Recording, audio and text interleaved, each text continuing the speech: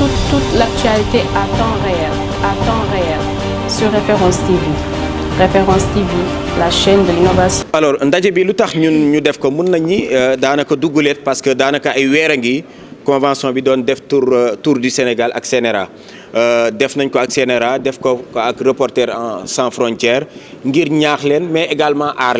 leen sax moo tax CNRA joxoon ñu 1000 gilets ñu koy distribuer boobu ba tey di ko jox reporters yi mais tey jii lu ñuy waxtaanee surtout mooy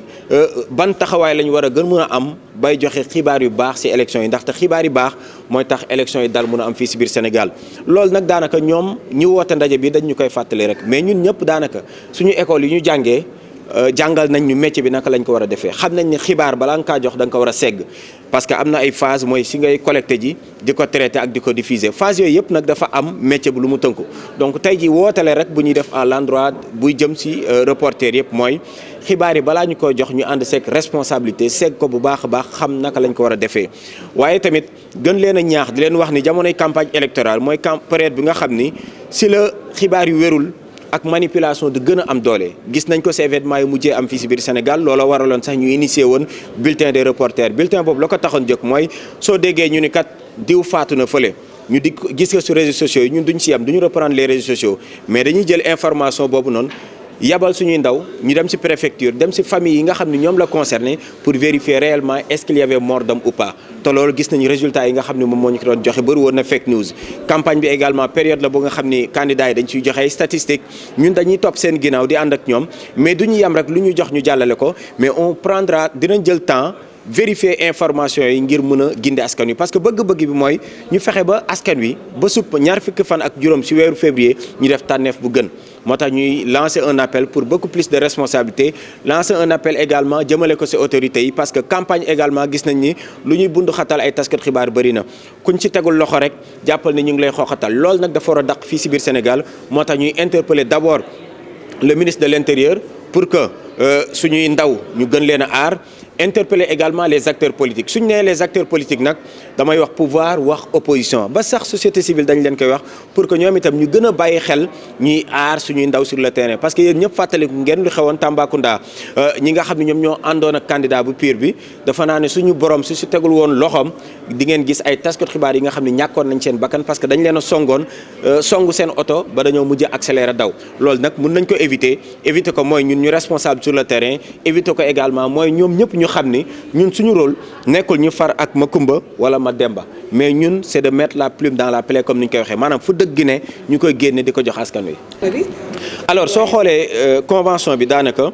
ay weer a ngi ñun bañ ñu installé ba tey dañoo nekk ci contexte bi nga xam ne ñu ngi waajal élection donc suñu activité yi ñuy def depuis lors mat na 1 an lépp 90% yëpp ci tàggat élection yi la jëmoon parce que finalité bi mooy ñu am. benn couverture médiatique bu jaar yoon ci élection yi nga xam ne day ñëw ci contexte bu particulier contexte bu doy waar ndax gis nañu ay événements yu fi xew gis nañu également njiitu réew mi moom du su bokkaat donc sénégalais yi lu ñuy xaar dafa bëri moo tax séance yu ñu def yëpp def ko ak CNRA mu def ko ak Reporters sans frontières war ko def ak ministère de l'Intérieur di ko def actuellement avec la société civile sénégalaise ñu ci participer sooy xool atelier yëpp toll nañ ci junni ak juróomi téeméer mais mun nañu wax ni du ñoom rek la mbir mi impacté parce que am na ñi nga xam ne ñëwuñu mais à travers nos plateformes ñoom itam impacté lañ loolu suñuy xayma kon ay reporter muy technicien di caméraman di taskat xibaar yi egg nañ ci ñaari junni doomu aadama yi nga xam ne tey jii suñuy tàggat bi ñuy def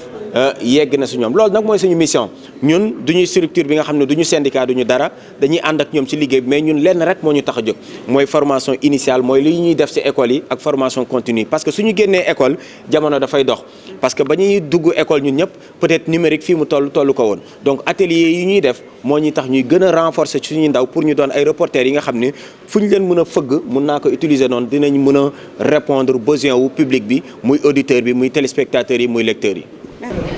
position société civile toujours mooy ñu respecter calendrier électoral bi waaye nag ci biir respecter calendrier électoral boobu lépp lu ñu mën a def pour mu am diisoo pour mu am waxtaan ci diggante acteurs yi ba confiance bi ñu indiwaat ko ci processus électoral bi lépp lu ñu mën a def pour waxtaan am pour éviter violence pour éviter jiixi jaaxa war nañ ko mën a def te ñun ci la ñuy dox waaw ñun commencé nañ ci dox sax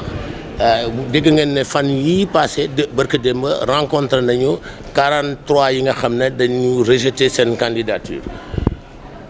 ñu ngi continuer ci loolu la ñuy dox fan yi ñuy dem ñii yëpp ci doxu tànk jàmm la ñuy dox pour fexe ba acteurs yi toogaat autour d'une table jéem a waxtaanaat pour jéem a problème yi nga xam ne moo am ñu jéem a ko résoudre seen diggante waaye nag loolu yëpp ci kaw ñu respecter calendrier électoral bi. Toute l'actualité à temps réel sur Référence TV. Référence TV, la chaîne de l'innovation.